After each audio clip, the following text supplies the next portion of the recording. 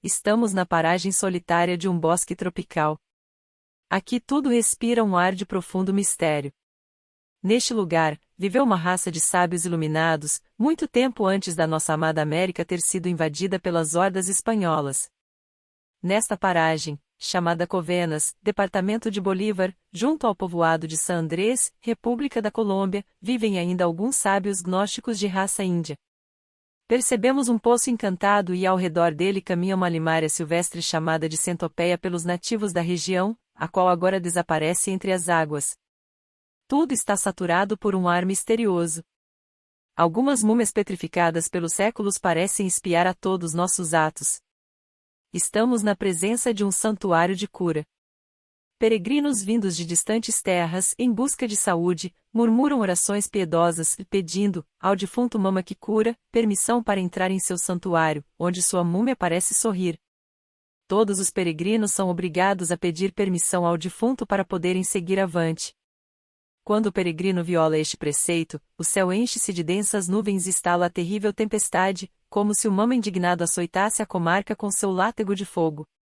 Nesta paragem, existem algumas riquezas que ninguém se atreve tocar porque estão encantadas. Os peregrinos, ao se aproximarem da múmia, recolhem plantas, terra ou metais com os quais se curam milagrosamente. Esse Mama, apesar de morto, segue mandando e curando. Indubitavelmente, ele é rei e sacerdote do universo. Assim é o sacerdote gnóstico, um rei e um sacerdote do universo que sabe mandar e abençoar. O santuário de cura de todo médico gnóstico deve ter seu altar feito de madeira de cipreste ou de madeira odorífera. Antes de sua consagração é necessário lavar a mesa com água quente e sabão perfumado. Consagra-se a mesa esfregando-a com uma esponja embebida em água de rosas e untando-a com um mastique composto de cera virgem branca, almácega, incenso, aloés, tomilho, resina de pinheiro e incenso de esmirna. Pode-se também fazer a mesa de cedro, que é a madeira do iniciado José, pai de Jesus de Nazaré. O cedro tem grandes poderes ocultos. Nas quintas e sextas-feiras santas, os gigantescos cedros dos bosques comunicam-se entre si por meio de lúgubres golpes que ressoam em longínquas paragens. Sobre a mesa do santuário de cura deve haver sempre uma toalha e sobre esta, um caminho de mesa dobrada com pinturas que representem dramas da paixão do Senhor. Os caminhos de mesa são semelhantes ao corporal da Igreja Romana. Sobre o caminho de mesa, colocar-se-ão os vasos e os cálices sagrados que contêm as substâncias vegetais que serão dadas de beber aos enfermos. Não pode faltar sobre a mesa a redoma de perfumes. Um copo metálico, cilíndrico e prismático, que tem base ou pé de taça e sobre a tampa uma torrezinha ou bandeirinha metálica feita de estanho ou cobre que são os metais de Júpiter e Vênus. Para a cura do enfermo, deve-se rodeá-lo de intensos perfumes. O incenso é o principal veículo para as ondas da mente do mago médico, em combinação com os elementais vegetais. Ao incenso pode-se adicionar algumas plantas aromáticas, flores de chipre, açafrão, nardo, âmbar, cálamo, aloés e o pó de especiarias. O médico gnóstico jamais fará uso de perfumes ou de substâncias odoríficas que contenham substâncias minerais porque isso é executar magia negra. Abençoa-se os perfumes com a seguinte oração: Louvado sejas, Senhor nosso Deus, Rei do mundo, que criaste todas as espécies de aromas. A medicina lamaica divide as essências odoríferas em 5 grupos: repugnantes, penetrantes, picantes, aromáticas, rançosas ou mofadas. Com utensílio para os perfumes, se medica os enfermos que exijam perfumes curativos. Jamais deverão faltar as velas perfumadas sobre o altar do médico gnóstico, pois o fogo das velas atua sobre o subconsciente do enfermo de forma eficaz. No Tibete, o filósofo Mahayana escreveu um livro só sobre a preparação de velas perfumadas. Depois de toda operação curativa, o médico gnóstico apaga uma vela dentro de uma taça de vinho em ação de graças aos deuses do fogo. Em todo santuário de cura deve haver 12 bolas de pano com ervas aromáticas penduradas no teto. Cada bola conterá as ervas correspondentes a um signo zodiacal. As 12 bolas conterão as ervas dos 12 signos zodiacais. O enfermo, ao inalar o perfume curativo de seu signo zodiacal, sentirá que começa a melhorar. O folclorista Garay, em suas tradições e cantos do Panamá, descreve como os xamãs envolvem os enfermos em perfumes e cantam mantras enquanto os estão medicando. Os santuários de cura devem ter um piso de ladrilhos brancos e negros e o médico gnóstico usará em seu sanctum túnica de cor.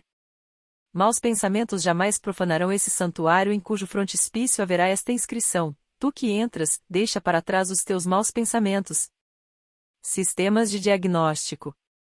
Atualmente, existem inumeráveis sistemas de diagnóstico que no fundo não são mais do que simples guias de cegos a guiarem os fanáticos cegos das diferentes escolas médicas através dos complexos e tortuosos caminhos da sintomatologia orgânica.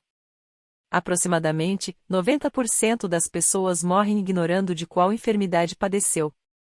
Há muitos que dizem que o homem é um microcosmos, porém poucos compreendem o que isto significa. Assim como o universo é um organismo com todas as suas constelações, o homem é um mundo por si só. Como o firmamento visível, espaço, não é governado por criatura alguma, assim também o firmamento que está no homem, sua mente, não está sujeito a nenhuma outra criatura. Esse firmamento, esfera mental, no homem tem os seus planetas e estrelas, estados mentais, como também as suas elevações, conjunções e oposições, estados de sentimento, pensamentos, emoções, ideias, amores, ódios ou como os quiserem chamar. Como todos os corpos celestiais no espaço estão unidos uns com os outros por elos invisíveis, assim também os órgãos do homem não são inteiramente independentes uns dos outros, mas que se subordinam entre si até certo grau. O coração é um Sol, o cérebro sua Lua, o baço seu Saturno, o fígado seu Júpiter, os pulmões seu Mercúrio e os rins sua Vênus. Para Mirum terceira, 4, Paracelso. Esotericamente, o Sol de nosso organismo é Saturno. Mercúrio é o peito e o fior são os órgãos sexuais. O mapa das estrelas está no organismo humano. Saturno é o Sol que governa o ventre. Para maiores detalhes, veja o nosso livro Zodíaco Humano. Órgãos, nervos, músculos, etc., são tão somente os instrumentos físicos de certos princípios e poderes nos quais se fundamenta sua atividade. Para diagnosticar exatamente uma doença, necessita-se ser clarividente. Toda enfermidade tem suas causas no universo interior do homem e para penetrar nesse profundo universo interior, precisa-se ser clarividente. Freud, com sua psicanálise, aproximou-se muito da realidade, porém não chegou a ela porque lhe faltou desenvolver a clarividência ou sexto sentido. A diagnose por percussão e auscultação já é tão antiquada que a maior parte dos médicos a está abandonando. A iriologia, tão preconizada pelo grande iriólogo Wiederhausaga, também é deficiente, pois as linhas da íris são tão finas que, mesmo com lentes que as aumentem 6 vezes, podem extraviar facilmente o médico. A quirologia médica, preconizada pelo Dr. Krumheller, Uiracocha, tem os mesmos defeitos da iriologia, pois as linhas das mãos apresentam sinais de enfermidade muito complexos e de difícil diagnóstico, confusas e intraduzíveis em muitos casos. Trazemos ao conhecimento o escandaloso caso que aconteceu num colégio de Bogotá há alguns anos, quando uma comissão de médicos enfermiços de paixão carnal se apresentou num colégio de meninas para fazer reconhecimentos sexuais. Foi quando o Dr. Laureano Gomes protestou energicamente em nome da sociedade por semelhante infâmia. Isto nos revela às claras até onde tem chegado o sadismo dos falsos apóstolos da medicina. A lubricidade refinada não respeita nem o pudor de meninas inocentes. Os médicos dos hospitais de caridade convertem essas instituições em centros de corrupção. Nos salões de maternidade, as parturientes são despojadas de suas roupas e, da forma mais sádica e criminosa, publicamente exibem seus órgãos sexuais para que grupos de pedantes universitários, cheios de ocultas ânsias de coito, estudem e excitem suas próprias paixões diante do triste espetáculo proporcionado pelas indefesas vítimas. As clínicas com os seus instrumentos de cirurgia cometem diariamente os crimes mais horríveis. De Cali teve de fugir o médico que se aproveitava de suas pacientes em benefício de propaganda, exibindo-as diante de estranhos no supremo momento do parto. Os novos sistemas de diagnóstico de laboratório somente conseguiram aumentar o número de enfermidades e disfunções. Burla-se e humilha-se os enfermos de hospitais de caridade como se não fossem seres humanos e sim párias.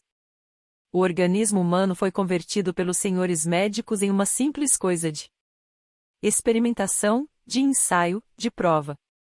Esta falta de respeito pelo corpo de nossos semelhantes tem suas raízes no desconhecimento dos veículos internos.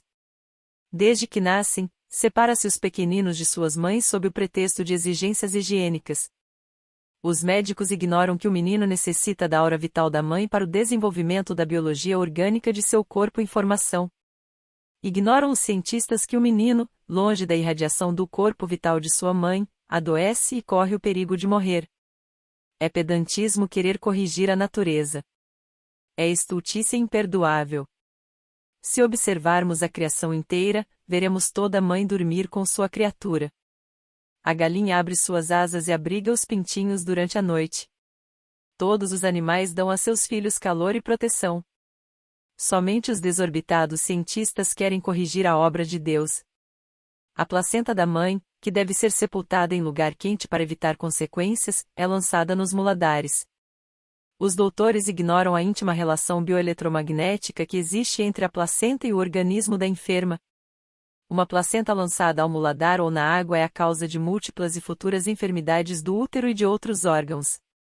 Quando essas pobres mães se apresentam nos consultórios pedindo saúde e medicamentos, os médicos, com seus falsos diagnósticos, receitam inúmeros remédios que, em lugar de curá-las, mais as enfermam.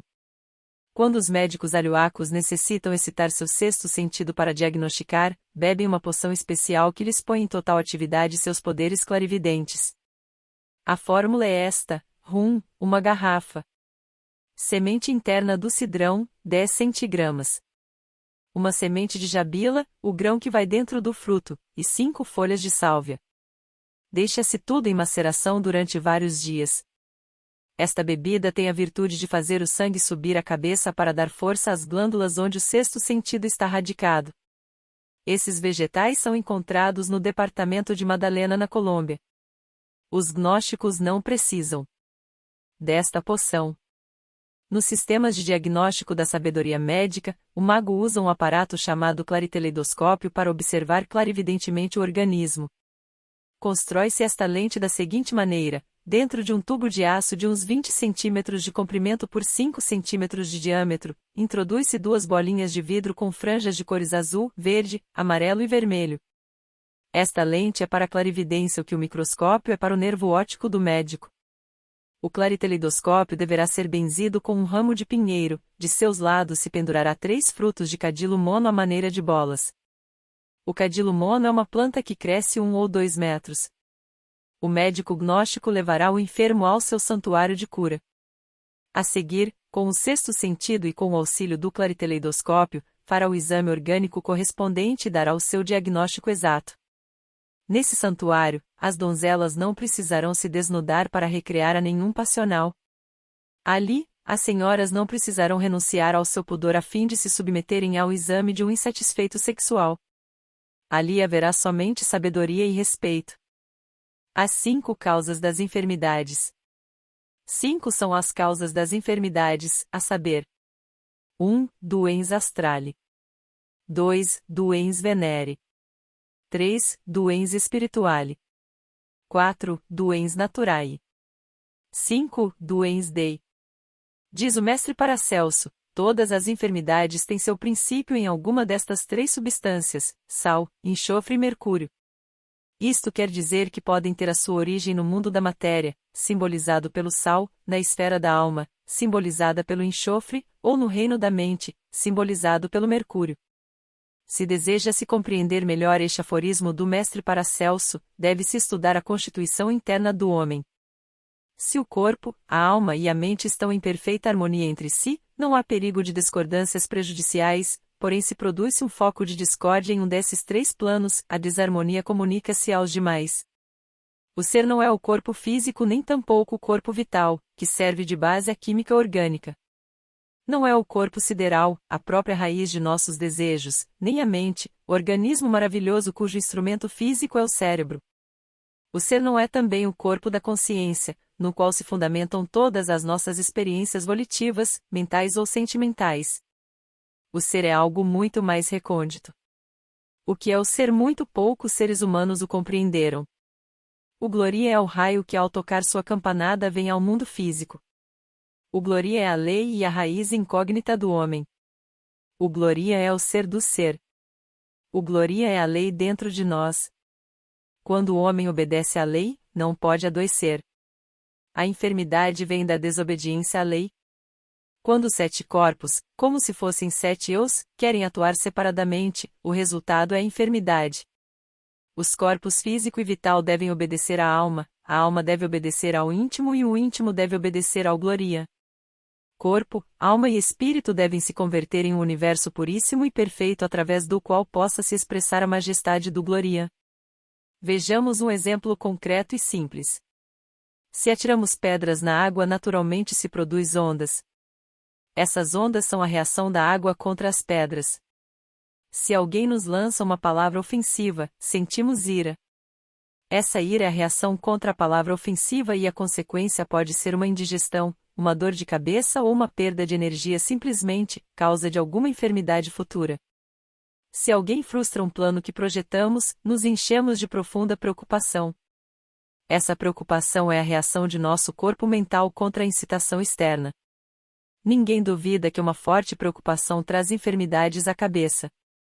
Devemos dirigir as emoções com o pensamento com a vontade e a vontade com a consciência.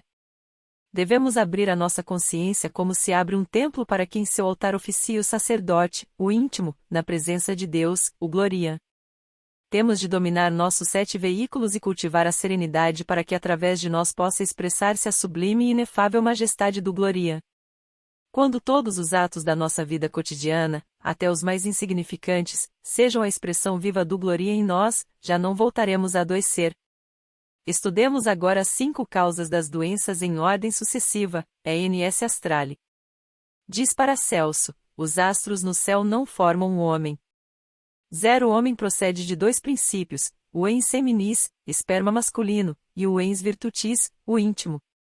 Tem portanto 2 naturezas, corpórea e espiritual, e cada uma delas requer a sua digestão, útero e nutrição.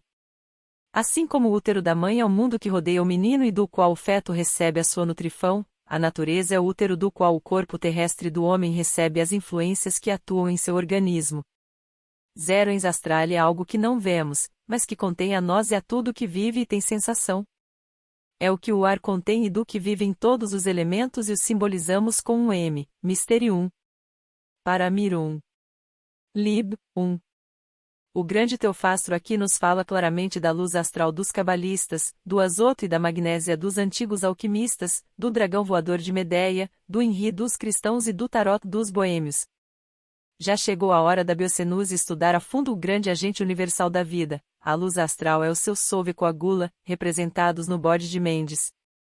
A luz astral é a base de todas as enfermidades e a fonte de toda a vida. Toda enfermidade, toda epidemia tem suas larvas astrais que ao se coagularem no organismo humano produzem a enfermidade. No templo de Alden, os mestres sentam seus enfermos em uma poltrona sob luz amarela, azul e vermelha. Estas 3 cores primárias servem para tornar visíveis no corpo astral as larvas da enfermidade. Depois que os mestres extraem essas larvas do corpo astral do paciente, tratam seu organismo com diversos medicamentos. São o corpo astral, o corpo físico curar-se-á matematicamente, já que antes de enfermarem os átomos físicos de um órgão, enfermaram os átomos internos do mesmo órgão. Curada a causa, cura-se o efeito. Toda pessoa enferma pode escrever uma carta ao templo de Alden e receber ajuda dos médicos gnósticos. A carta deve ser escrita a punho pelo próprio interessado e queimada a seguir por ele mesmo, depois de havê-la perfumado com incenso, tudo feito numa só ocasião. A carta astral ou alma da carta queimada irá ao templo de Alden. Os mestres de sabedoria lerão a carta e assistirão ao enfermo. Devemos ter nossas casas asseadas, tanto no físico como no astral. Os depósitos de lixo estão sempre cheios de larvas infecciosas. Há substâncias odoríferas que queimam as larvas ou as expulsam para fora de casa. O frailejo é uma planta que os índios alhuacos utilizam para desinfetar suas casas. Pode-se fazer a desinfecção também com beladona, cânfora e açafrão. Minerva, a deusa da sabedoria, esteriliza os micróbios do aposento do enfermo com um certo elemento alquímico que irradia mediante sistema especial. Isto os impede de se reproduzirem. Minerva tem também uma lente côncava que aplica no órgão do enfermo, estabelecendo assim um foco perene de magnetismo que produz a cura. Evitemos o trato com pessoas malvadas, já que essas pessoas são centros de infecção astral. ENS Venere. Se uma mulher deixa seu marido, não está livre dele nem ele dela, pois uma união marital, uma vez estabelecida, permanece para toda a eternidade. De Homunculis, Paracelso. Realmente, a personalidade humana está contida no sêmen, pois o sêmen é o astral líquido do homem e toda união sexual torna-se por este motivo indissolúvel. O homem que tem contato sexual com uma mulher casada fica, por este motivo, vinculado à parte kármica do marido e fluidicamente os dois maridos da mulher ficam ligados pelo sexo. Quando o sêmen cai fora da útero, forma-se com seus sais em corrupção certos parasitas, os quais se aderem ao corpo astral de quem os gerou, absorvendo dessa maneira a vida de seu progenitor. Os homens que se masturbam geram súcubos e as mulheres masturbadoras geram íncubos. Essas larvas incitam seus progenitores a repetir incessantemente o ato que lhes deu vida. Têm a mesma cor do ar e por isso não são visíveis à visão comum. Remédio eficaz para se livrar delas é carregar pó de enxofre nos sapatos. As emanações etéricas do enxofre as desintegram. A alma, ao abandonar o corpo físico, por causa da morte, leva todos seus valores de consciência.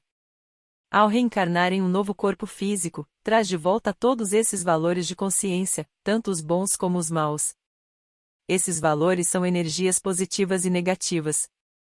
Todo ser humano comum tem em sua atmosfera astral cultivos de larvas de formas tão estranhas que a mente nem imagina. Os valores positivos trazem saúde e felicidade. Já os valores negativos materializam-se em doenças e amarguras. A varíola é o resultado do ódio. O câncer, da fornicação. A mentira desfigura a fisionomia humana gerando filhos monstruosos. O egoísmo extremado produz a lepra. Se é cego de nascimento por passadas crueldades. A tuberculose é filha do ateísmo. Portanto, cada defeito humano é um veneno para o organismo. É N.S. Spirituale. A estranha história que relataremos a seguir aconteceu em um povoado da costa atlântica da Colômbia, conhecido com o nome de Dibula. Seus moradores, na sua maioria da raça negra, viviam despreocupados e indolentes. Um dia, há alguns anos, nativos dessa localidade roubaram dos índios aluacos relíquias sagradas de seus antepassados. O Mama Miguel enviou uma comissão a Dibula com este recado. O Mama Pozo Alguidari sabe que as relíquias de nossos antepassados estão neste povoado. Se não as entregardes na lua cheia, o Mama enviará os ânimos e queimará o povoado. Esta petição somente provocou zombaria e risos entre os dibulhos. Com a chegada da lua cheia, instalou um incêndio no povoado sem causa conhecida. Quando os vizinhos acudiram para apagá-lo, novos incêndios irromperam, especialmente nas casas onde estavam guardadas as relíquias roubadas. Parecia que as potências do fogo estavam combinadas contra aquele vilarejo indefeso para convertê-lo em cinzas. Os curas cantavam em vão seus exorcismos e as pessoas choravam amargamente. Tudo era confusão. Perdida a esperança de conter o fogo, os dibulhos resolveram devolver aos aluacos as relíquias sagradas. Imediatamente, como que por encanto, cessaram os incêndios. De que meio se valeu o Mama para produzir os incêndios? Sem dúvida alguma dos elementais do fogo, contidos em plantas, ervas e raízes dos signos do fogo. Estes conhecimentos são ignorados não somente pelos cientistas modernos, como também pelas seitas que se dizem possuidoras dos ensinamentos ocultos. Ao falar do ens spirituale, temos de ser claros na expressão e precisos no significado, porque o ens spirituale é complexo em sua essência e em seus fenômenos. Ao falarmos dos tatas, que são criaturas elementais dos vegetais, advertimos que podem ser utilizados pelos magos negros para causar dano aos seus inimigos. Cada vegetal é um extrato tátrico. E o que é tata? Sobre isso se falou bastante, porém não foi bem compreendido. Tata é vibração do éter. Tudo sai do éter e tudo volta ao éter. Rama Prasad, o grande filósofo hindu, falou dos tatas, mas não ensinou a manejá-los por não conhecer a fundo a sua sabedoria. Também H.P. Blavatsky em sua obra Doutrina Secreta falou dos tatas, mas ela desconhecia a técnica esotérica que versa sobre o seu uso prático. Todo o universo está elaborado com matéria etérica, akasha, termo usado pelos hindus. O éter decompõe-se em 7 modalidades diferentes que ao se condensarem dão origem a toda a criação.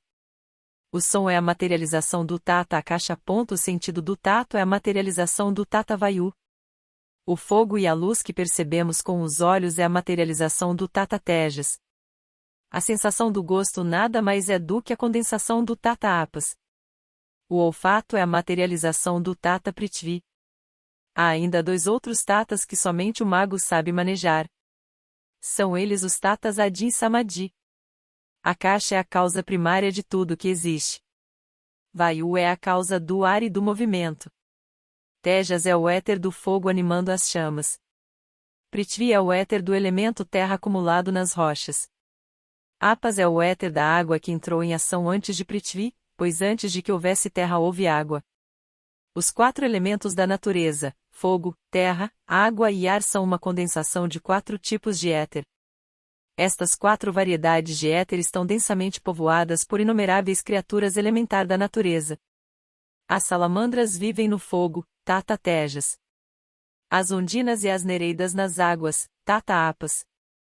As sílfides nas nuvens, Tata Vayu. E os gnomos e pigmeus na terra, Tata Prithvi. Os corpos físicos das salamandras são as ervas, plantas e raízes dos vegetais influenciados pelos signos do fogo. Os corpos físicos das ondinas são as plantas influenciadas pelos signos zodiacais da água. Os corpos físicos das sílfides são as plantas relacionadas com os signos do ar e os corpos físicos dos gnomos são os vegetais regidos pelos signos zodiacais da terra.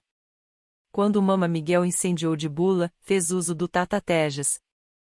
O instrumento para operar com este Tata são os elementar do fogo, as salamandras, encarnados nas plantas, árvores, ervas e raízes dos signos do fogo. Manipulando o poder oculto das plantas da água, podemos operar com apas e desatar as tempestades ou apaziguar as águas. Manejando os elementar do ar encerrados nos vegetais dos signos deste elemento, Vayu, podemos desatar ou acalmar os ventos e furacões. Manejando o poder oculto das ervas dos signos da terra, transmutamos o chumbo em ouro, apesar de para tanto precisarmos também de tejas. As tradições pré-históricas da América pré-colombiana contam que os índios trabalhavam o ouro como se ele fosse branda argila. Isso conseguiam através dos elementar das plantas, cujo elemento etérico são os tatas. Os magos negros usam os elementar dos vegetais e os tatas para, de longe, prejudicar a seus semelhantes. Quando as sílfides astrais cruzam o espaço, agitam a Vayu e Vayu movimenta as massas de ar, produzindo o vento. Quando o mago agita com seu poder aos elementar do fogo, estes por sua vez atuam sobre tejas e o fogo devora tudo que o mago quiser. No mar explodem grandes batalhas entre os elementos. As ondinas lançam o éter de suas águas contra as sílfides e estas devolvem o ataque enviando ondas etéricas contra as ondinas. Dessa agitada combinação de água e ar estala a tempestade. O rugido do mar e o silvo do furacão são os gritos de guerra desses elementar. Os elementos da natureza agitam-se quando os elementar correspondentes se emocionam, se entusiasmam ou se movem intensamente. Ao manipular os elementar das plantas, nos tornamos donos de seus tatas e dos poderes que eles encerram. O corpo etérico do homem está constituído de tatas e sabemos que esse corpo é a base sobre a qual opera a ciência orgânica. A própria ciência oficial, em seus tratados de física, já não pode negar que o éter penetra todos os elementos físicos. Danificando-se o corpo etérico, danifica-se matematicamente o corpo físico. Utilizando os elementar vegetais e as ondas etéricas, entidades perversas podem, à distância, causar dano ao corpo etérico. As consequências são muito graves. Os magos médicos de raça índia do departamento de Bolívar, Colômbia, provam entre si sua ciência e poder com o elemental da árvore mutamba da seguinte maneira: fazem um círculo ao redor da árvore, bendizem-no, veneram-no e rogam-lhe o serviço de atacar o médico rival. Depois deste ritual, com uma faca nova levantam vários centímetros da casca da árvore e colocam debaixo um naco de carne de res, bofe. Em seguida, ordenam ao elemental da árvore atacar o seu inimigo. O rival faz o mesmo com outra mutamba. Desta maneira, trava-se uma luta terrível entre os elementais dessas árvores até que um dos médicos morra. O elemental da mutamba é um gênio do fogo que se lança impetuoso contra a vítima. Visto clarividentemente, este elemental aparece usando capa até os pés. Ele está dotado de grandes poderes. Os magos negros praticam certo rito com a almecegueira, que eu naturalmente guardo em segredo para não dar armas aos malvados, conseguindo assim ferir ou matar à distância as pessoas a quem desejam causar dano. Para curar um enfermo atacado por este procedimento, o mago branco emprega outra almecegueira. A primeira coisa que se faz é desenhar a figura do enfermo no tronco, depois faz-se um círculo mágico ao redor da árvore e ordena ao elemental curar o enfermo. À medida que a incisão na árvore vai sanando, o enfermo vai também melhorando e quando a cicatriz desaparece do tronco, a cura completa se verificou. Aqui ocorrem dois fenômenos, o da transmissão da vida, múmia, porque a vida do elemental da árvore cura o enfermo, e o do transplante de enfermidade, já que a enfermidade é transmitida ao vegetal agressivo e ao mago negro, os quais adoecem à medida que se cura o paciente. Com este procedimento da almecegueira, pode-se curar à distância muitas enfermidades.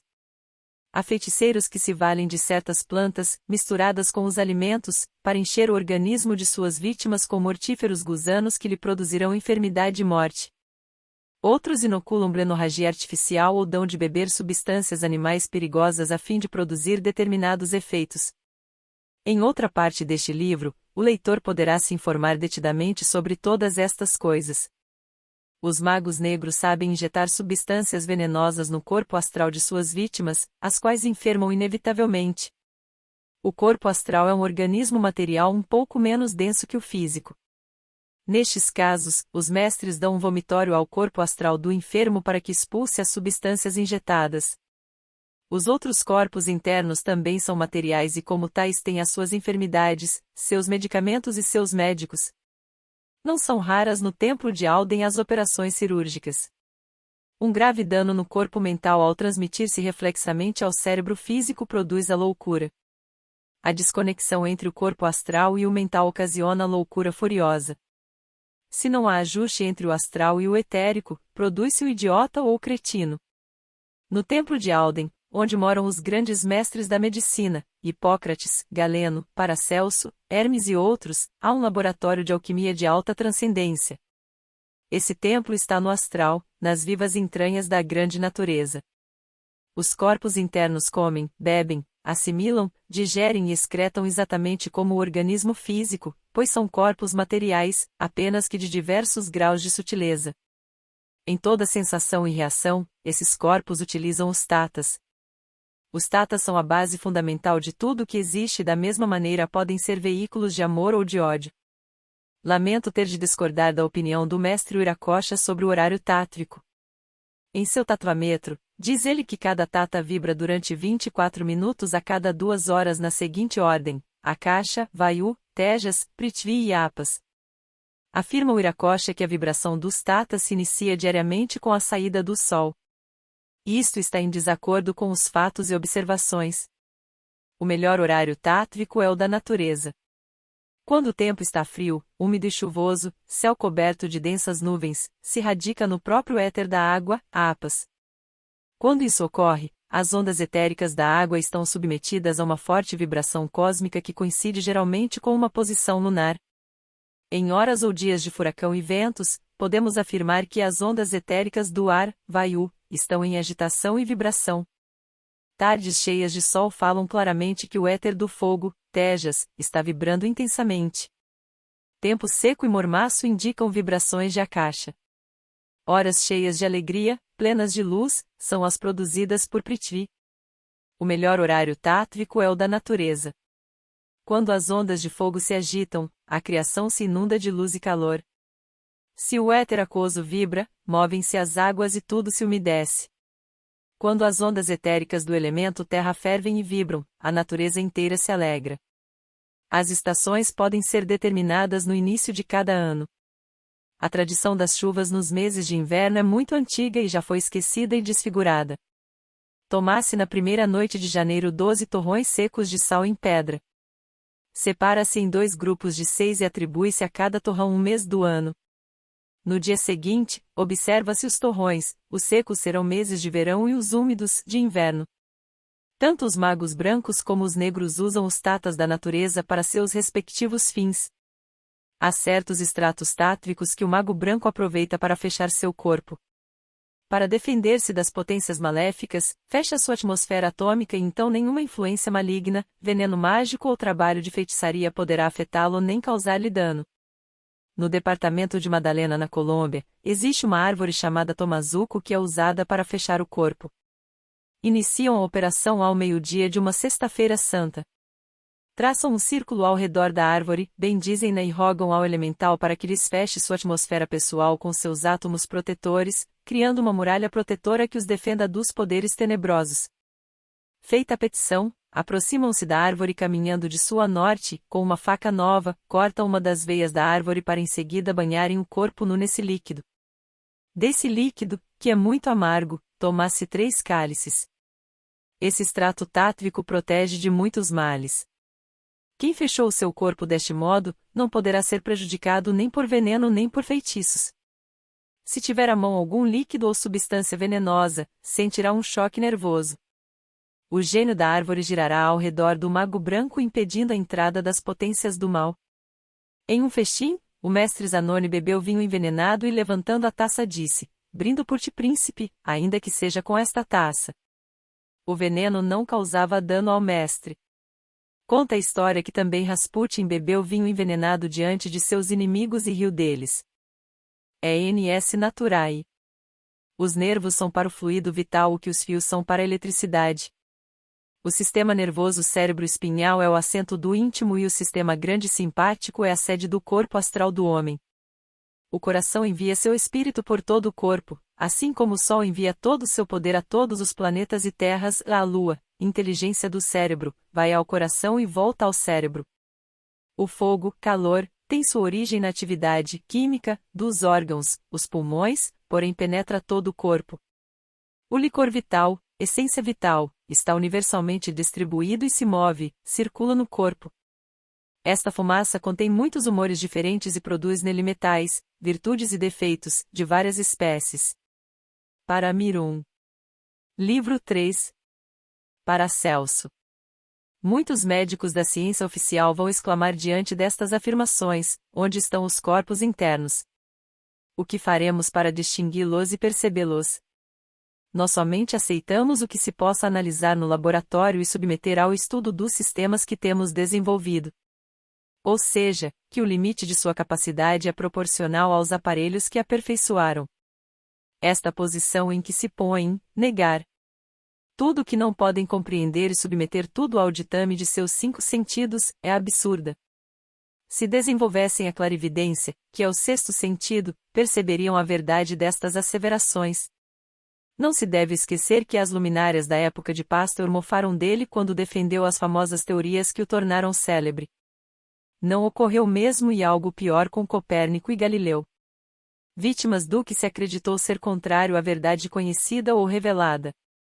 Não foram os sábios que cobriram Colombo de vitupérios, porque ele anunciava a existência de um novo mundo além do Cabo de Finisterre, fim da terra de então. Pode-se despertar o 6º sentido com este procedimento: sente-se frente a uma mesa e olhe fixamente a água contida em um copo pelo espaço de 10 minutos todos os dias. Depois de algum tempo de prática despertará a clarividência. A vogal ONH pronunciada diariamente durante 1 hora produz o mesmo resultado. Despertada a clarividência, você poderá ver os corpos internos e estudar sua anatomia. Quando o corpo etérico do homem está debilitado, o organismo físico adoece por ação reflexa. O corpo etérico tem seu centro no baço. Através do baço penetram no organismo as energias solares que são o princípio vital de tudo que existe.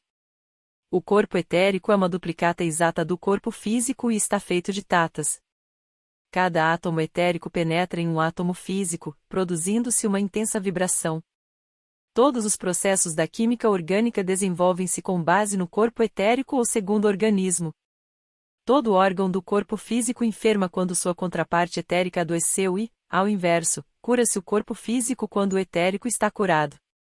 Os discípulos que não recordam suas experiências astrais devem submeter seu corpo etérico a uma operação cirúrgica que os Nirvanakayas realizam no primeiro salão do Nirvana, o primeiro subplano do plano nirvânico em linguagem teosófica. Depois dessa operação, o discípulo poderá levar nas suas viagens astrais os éteres que precisa para trazer suas recordações. O corpo etérico consta de 4 éteres, éter químico, éter da vida, éter lumínico e éter refletor. Os éteres químico e da vida servem de meio de manifestação às forças que trabalham nos processos bioquímicos e fisiológicos de tudo que se relaciona com a reprodução da raça. A luz, o calor, a cor e o som identificam-se com os éteres lumínico e refletor. É nesses éteres que a alma sapiente, a querida donzela de nossas recordações, tem sua expressão. Vista clarividentemente no corpo etérico, essa donzela parece-se com uma bela dama. É necessário que o discípulo aprenda a transportar em suas saídas astrais a querida donzela das recordações para trazer à memória aquilo que ouvir e ver nos mundos internos, pois ela serve de mediadora entre os sentidos do cérebro físico e os sentidos do corpo astral, os quais são ultrassensíveis. Venha a ser, se cabe a expressão, como que o depósito da memória. No leito, na hora de dormir, invoque ao íntimo assim: Meu Pai, tu que és meu verdadeiro ser, te suplico de todo o coração e de toda a minha alma para que tires do meu corpo etérico a donzela de minhas recordações a fim de não esquecer nada quando retorne ao meu corpo. Pronuncie a seguir os mantras, La A S S S S S S S. E adormeça. Dê a letra S a um som sibilante e agudo semelhante ao que produzem os freios de ar. Quando se encontre entre a vigília e o sono, levante-se da cama e saia do quarto rumo à igreja agnóstica. Esta ordem deve ser tomada tal e qual, com segurança e fé, pois é real e não fictícia, nela não há mentalizações nem sugestões. Desça da cama cuidadosamente para não despertar e saia do quarto com toda naturalidade, caminhando, como faz diariamente ao dirigir-se para o trabalho. Antes de sair, dê um pequeno salto com a intenção de flutuar. Se flutuar, dirija-se à igreja agnóstica ou à casa do enfermo que necessita de cura. Mas, se ao dar o pulinho não flutuar, volte para o leito e repita o experimento. Não se preocupe com o corpo físico durante esta prática. Deixe que a natureza trabalhe e não duvide, senão o efeito se perde. O cérebro tem um tecido muito fino que é o veículo físico das recordações astrais. Quando esse tecido se danifica, impossibilitam-se as recordações e somente se pode remediar o dano no templo de Alden mediante a ação dos mestres. Os canais seminíferos possuem átomos que tipificam nossas reencarnações passadas. São também os portadores da hereditariedade e das enfermidades sofridas em vidas anteriores e das de nossos antepassados. A célula germinal do espermatozoide é cétupla em sua constituição interna e, com ela, recebemos a herança biológica e anímica de nossos pais. O caráter e o talento próprio separam-se da corrente atávica porque são patrimônio exclusivo do ego. No coração do Sol há um hospital ou casa de saúde, onde se dá assistência oportuna a muitos iniciados desencarnados para curar seus corpos internos.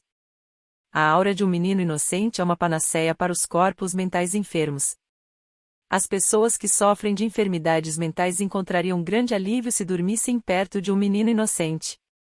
São também muito recomendáveis as defumações de milho tostado. O enfermo deve manter o estômago livre de gases para evitar que subam ao cérebro e causem maiores transtornos. O óleo de rícino é muito recomendado para esses enfermos da mente em aplicações diárias na cabeça. As vacinas devem ser proscritas em todos os casos, pois danificam o corpo astral das pessoas. Se alguém desejar receber ajuda dos mestres Galeno, Hermes, Paracelso, Hipócrates, etc., deve escrever ao templo de Alden e pedir atenção médica. Os tatas vibram e palpitam intensamente com o impulso das populações de elementais e influências das estrelas. Os tatas e os elementais das plantas são a base da medicina oculta. Cura-se geralmente os tumores purulentos dos dedos submergindo-se alternadamente a parte afetada em água quente e fria. A ação do calor e do frio, tatas, tejas e apas, ao estabelecer o equilíbrio orgânico, restabelece a normalidade.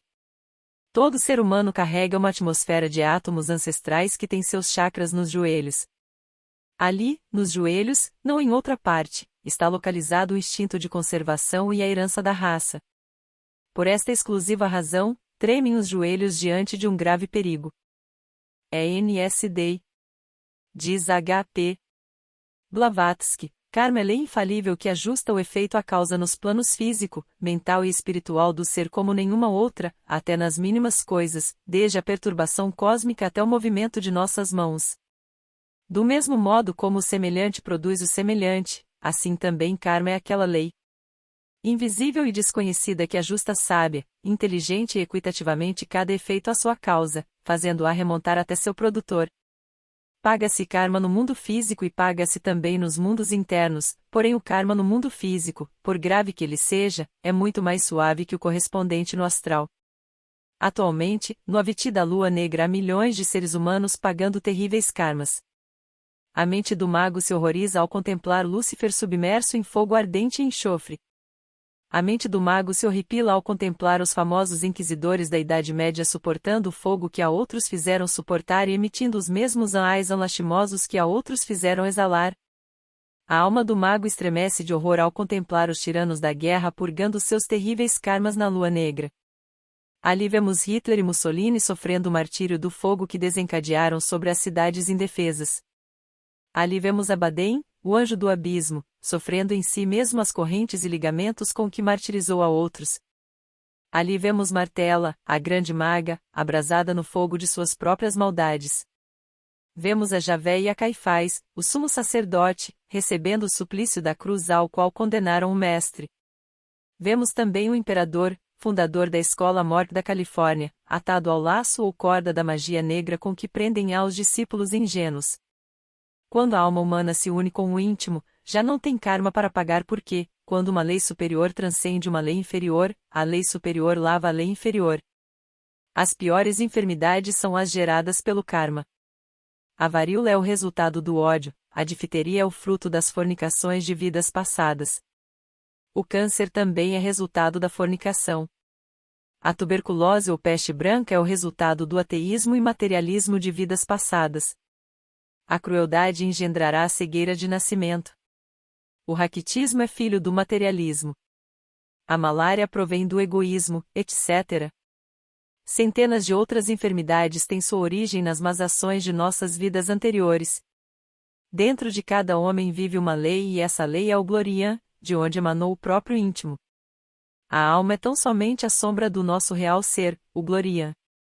O Gloria é um hálito do absoluto, profundamente ignoto, para si mesmo. Ele não é espírito nem matéria, nem bem nem mal, nem luz nem trevas, nem frio nem fogo, ele é a lei dentro de nós, ele é o eu real e verdadeiro. Quando o íntimo e a alma obedecem à lei que é a sua lei, o resultado é a alegria, a felicidade e a saúde perfeita. Dia chegará em que nos libertaremos dos deuses e dos universos. Isto ocorrerá quando nos fundirmos com o Glorian que é a lei dentro de nós. Cabe à alma subir trabalhosamente a setenária escada da luz para passar para além da luz e das trevas. Deve passar por 50 portas para unir-se com seu Glorian. De um ritual gnóstico copiamos o seguinte: lá em cima, na altura do desconhecido há um palácio. O piso daquele palácio é de ouro, lápis lazuli e jaspe, porém no meio de tudo sopra um hálito de morte. Ai de ti, ó, guerreiro! Ó, lutador! Se teu servidor se afunda, porém há remédios e remédios eu conheço esses remédios porque o amarelo e o azul que te circundam são vistos por mim. Amar-me é o melhor, é o mais sublime e delicioso néctar. Este fragmento do ritual gnóstico de Viracocha profanado por Israel Rohazer encerra grandes verdades esotéricas. Aquele magnífico palácio das 50 portas tem belos e agradáveis jardins nos quais sopra um hálito de morte. Em seus salões seremos amados por nossos discípulos mais queridos, como também vendidos e atraiçoados por esses mesmos discípulos, nos abandonarão os que antes nos aplaudiam e admiravam e ficaremos sós, mas no fundo realmente nem sós nem acompanhados, porém em perfeita plenitude. O homem converter-se-á em uma lei quando se unir com a lei. Há poderes próprios e poderes herdados. Gancerbo, o grande bruxo, contou-me como ele herdou os poderes ocultos de sua avó, uma anciã espanhola. Eis o que Gancerbo me disse: minha avó havia me instruído para que eu assistisse em seu leito de morte, ela me assegurou que eu seria o herdeiro de seu poder. Em uma saída que fiz para fora de casa, a anciã entrou em estado de agonia e não podia morrer, pedindo aos meus familiares para que me chamassem. Ouando regressei à casa tudo compreendi e entendi. Era o momento supremo. Dobrei as calças até os joelhos para poder suportar o terrível frio da entrega do poder. Entrei sozinho no aposento fúnebre, apertei minha mão à mão de minha avó e, ato consecutivo, apagou-se a lua que iluminava o tétrico recinto. Um copo de cristal se entornou e a água não se derramou. A anciã exalou seu último suspiro e deixou em minha mão uma enorme aranha terrivelmente gelada e hirta. Aquela aranha submergiu nos poros de minha mão e assim herdei o poder de minha avó. Esta narração, tal como a escutei dos lábios do bruxo Gancerbo, mostra-nos claramente os poderes herdados. Investigações posteriores, relativas ao caso Gancerbo, levaram-me à conclusão de que se tratava de poderes de magia negra. A aranha em questão é uma maga negra que viveu aderida ao corpo astral de todos os antepassados de Gancerbo.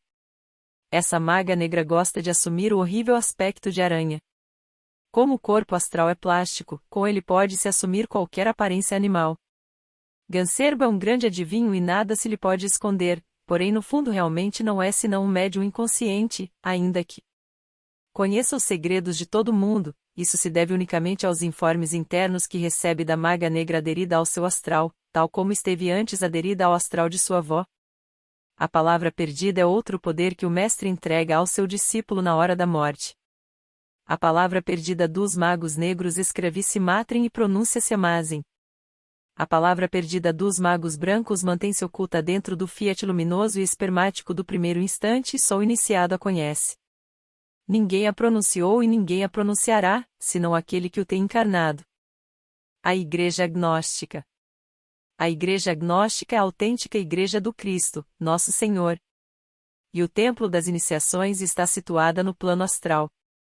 Nesse templo oficia o Cristo, Nosso Senhor, e os Santos Mestres. Todo aquele que leia nossos livros e pratique a magia sexual ficará ligado internamente a esse templo. O discípulo poderá ir até lá em carne e osso cada vez que o quiser, para tanto basta que proceda como se ensina no capítulo Homens e Terras de Ginas. Nas sextas-feiras e domingos, o discípulo poderá assistir ao pretor para receber a santa unção de pão e vinho ou para curar-se de alguma enfermidade. A Igreja Agnóstica tem 11.000 vestais e nela moram os 24 anciões do Apocalipse. A Igreja Agnóstica tem 7 veores, 4 dos quais estão atualmente encarnados e 3 não. Eu, Samael a um veor, mestre de mistérios maiores, estou disposto a servir toda pessoa que me invocar. Ela tem salões de instrução esotérica para os discípulos e ali os mestres ensinam e instruem. Quem quiser unir-se com o íntimo, precisará necessariamente atravessar as 9 arcadas das 9 iniciações de mistérios menores. Os aspirantes a cada iniciação têm seus salões de instrução esotérica. Cada iniciação tem seus graus e cada grau as suas provas. Na alta iniciação, o homem une-se com seu íntimo e converte-se em um mestre de mistérios maiores. Veja livro O Matrimônio Perfeito.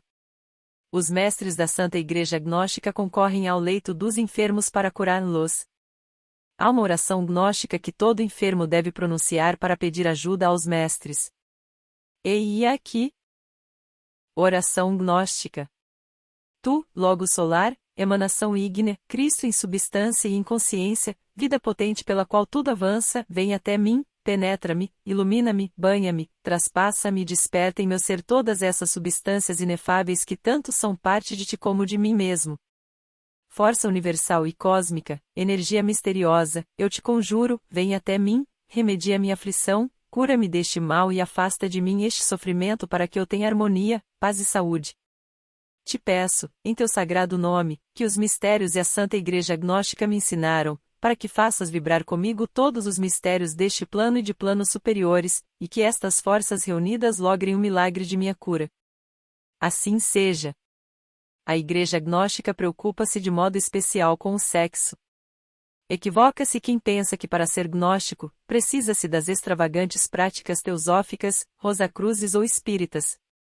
Saibam todos, gregos e troianos, que em nossa igreja não há anormais e quem quiser ser gnóstico terá de viver uma vida sadia e bem equilibrada. Há velhas decrépitas e velhos sexualmente esgotados que nos criticam porque amamos o sexo. Esses velhos fornicários e essas senhoras beatas não pertencem à igreja gnóstica porque o movimento gnóstico estuda de modo especial o amor e se fundamenta na força sexual que é a força com que Deus fez o universo.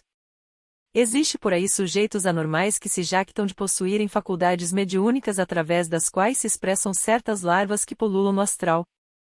Tais sujeitos dizem receber mensagens de nosso Senhor Jesus Cristo e fundam lojas e sociedades com velhos decrépitos e estultos. É o cúmulo da impostura e da falta de respeito ao ser mais elevado e sublime que veio ao mundo. Nós, gnósticos, entramos na Igreja do Cristo, que é a Santa Igreja Gnóstica, mas quão difícil é chegar a ter o privilégio de tocar sequer a borda das sandálias do Mestre. Que difícil e trabalhoso é obter a prerrogativa de beijar os pés da divina majestade do Cristo, nosso Senhor.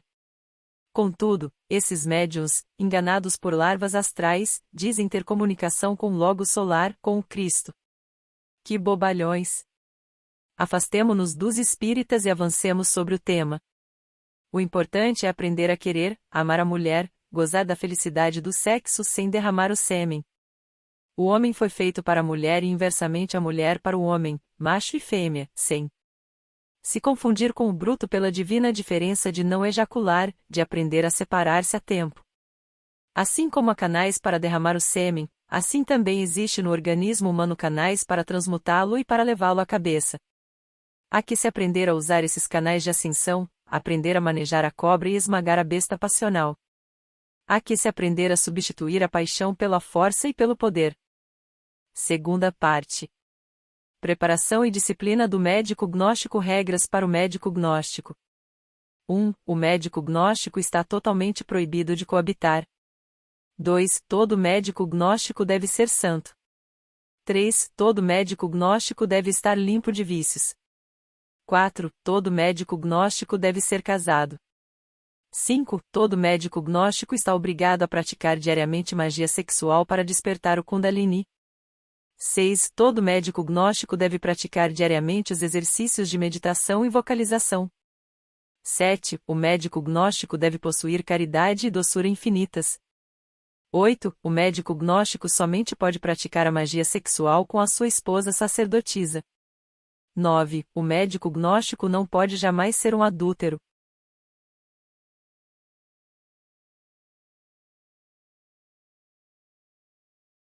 Meditação.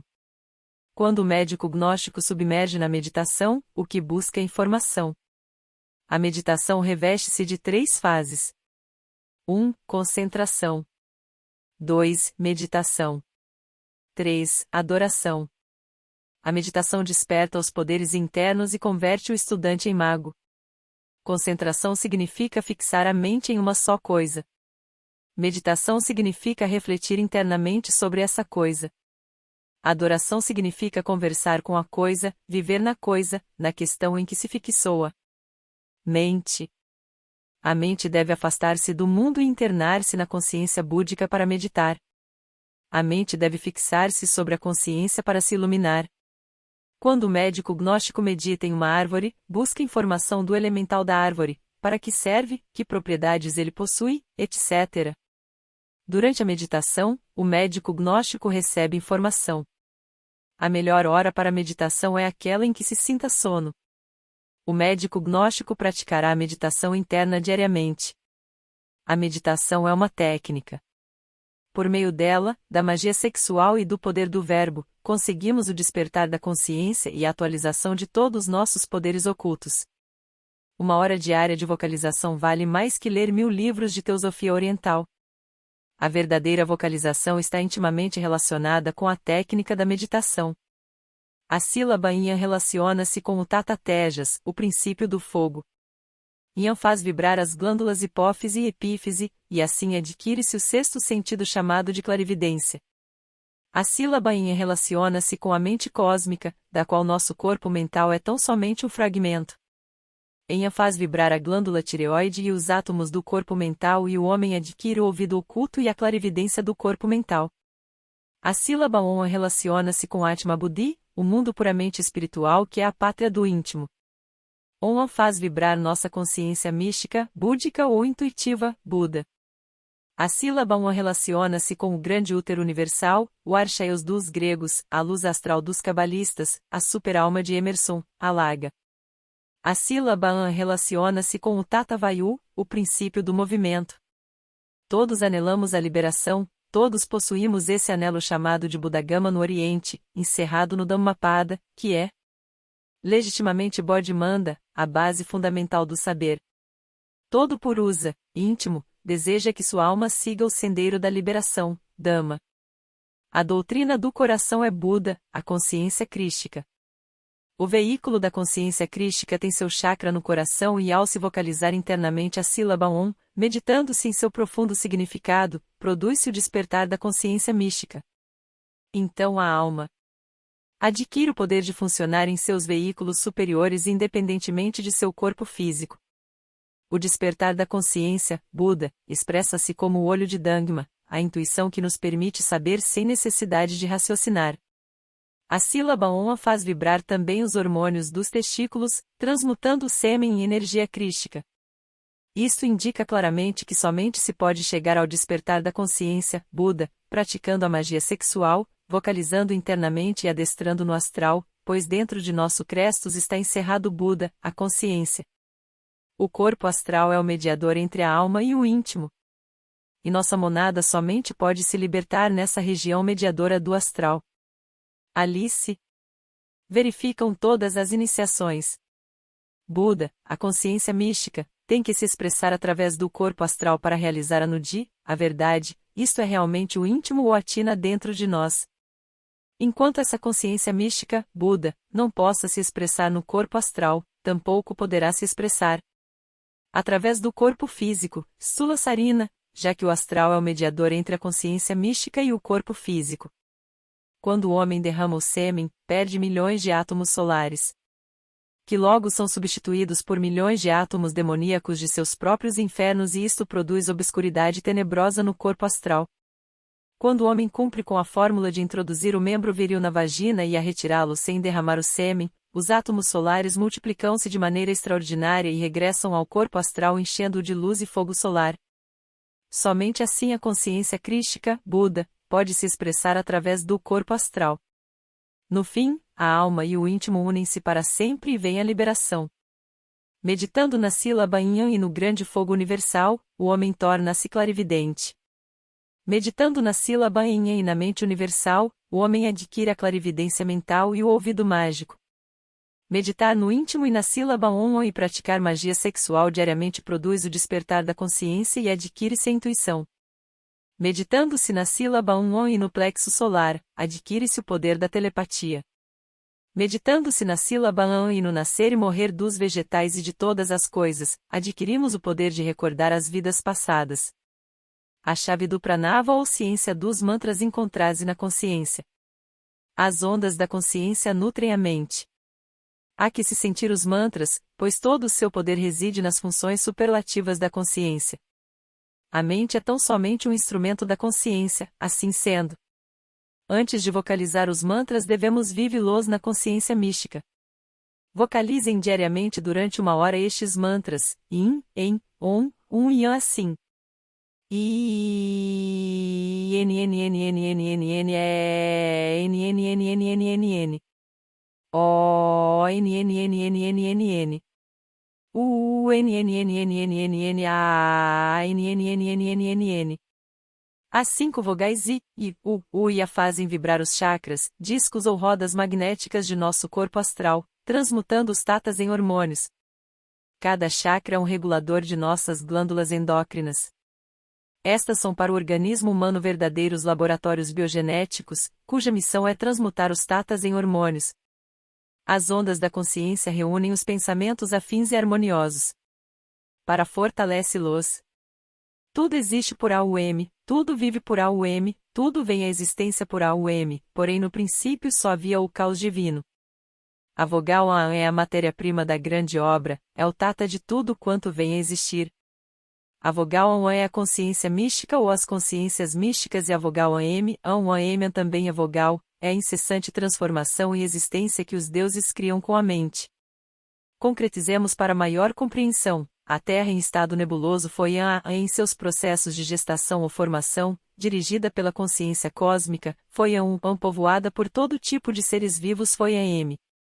O germe embrionário nos primeiros dias, dentro do claustro materno, é o feto em gestação é e o menino bem-vindo à existência é M. AUM o vive o animal, AUM o vive o homem. AUM pronuncia-se esotericamente MMMMMM, e neste mantra encerra-se o poder de todos os tatas.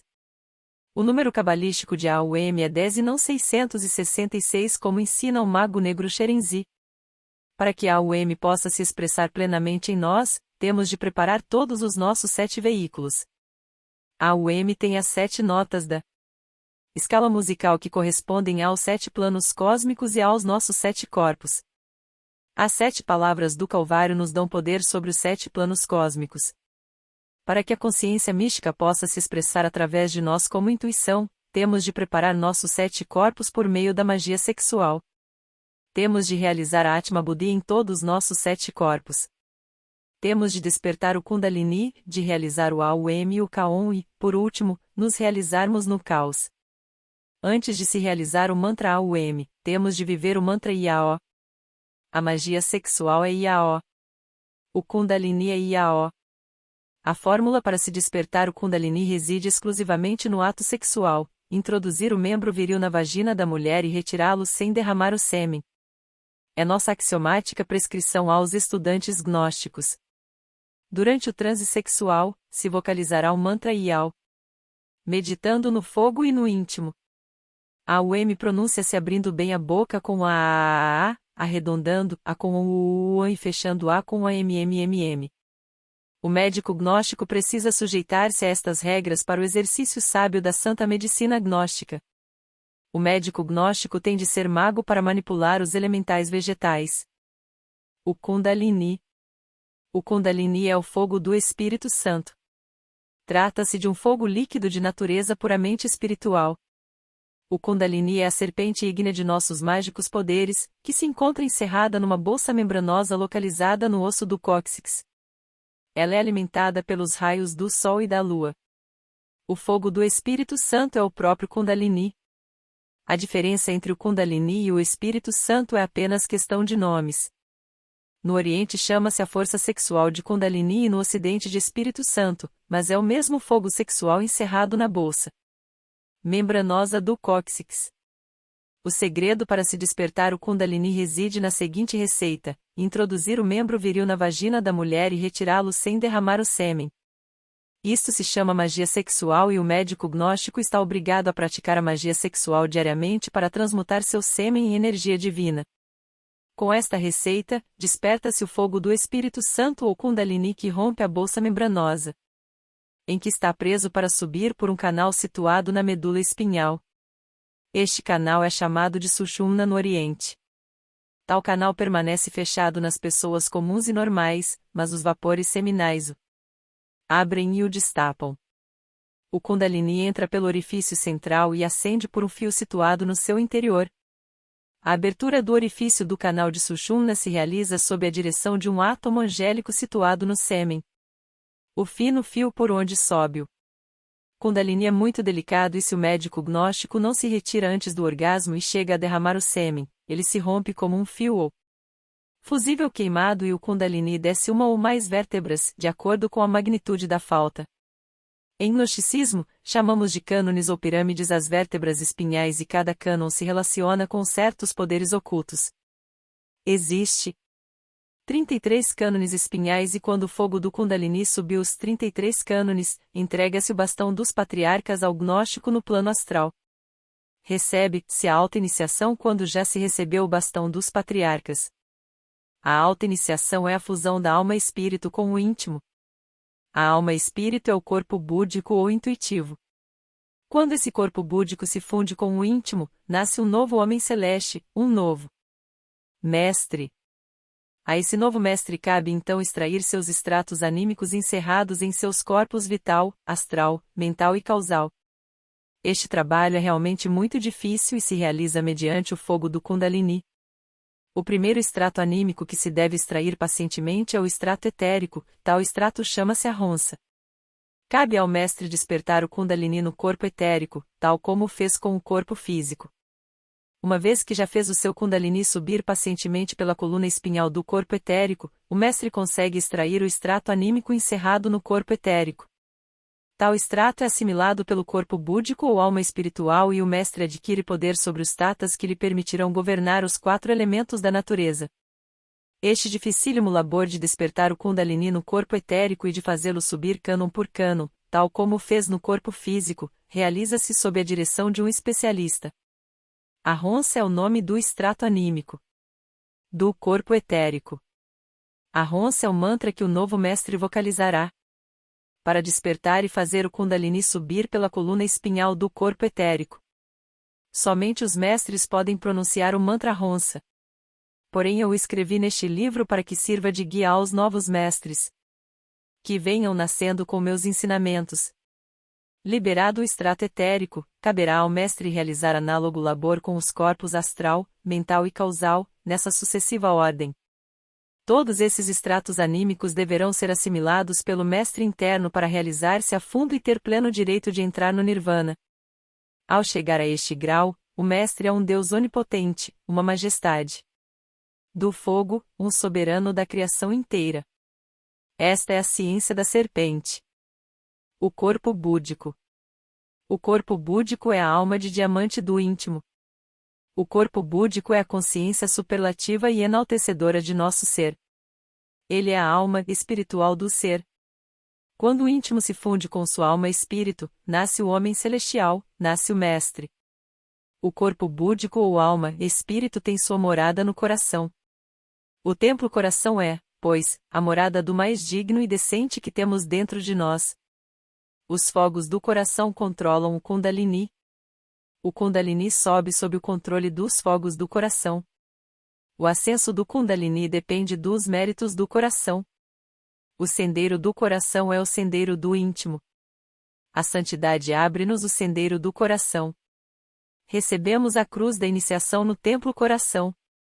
Vivemos o Gólgota no templo coração. O universo infinito é um sistema de corações, por isso o sendeiro da santidade é o sendeiro do coração. A alma de diamante ou corpo búdico deve receber os 5 estigmas e cristificar-se totalmente para fundir-se com o íntimo. O médico gnóstico deve seguir o sendeiro da santidade para realizar-se a fundo. O sendeiro da iniciação. Eu, Samael Aum Weor, venerável mestre de mistérios maiores da Fraternidade Branca, declaro o seguinte. 1 grau. Existem 8 grandes iniciações de mistérios maiores e 9 iniciações de mistérios menores. 2 graus.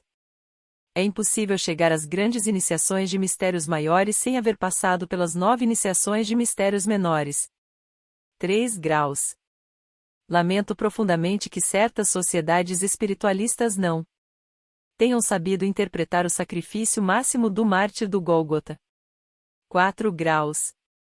Eu, Samael Aum Weor, mestre da venerável Loja Branca, lamento deveras que os estudantes de certas sociedades secretas jamais falem das 9 iniciações de mistérios menores. 5 graus.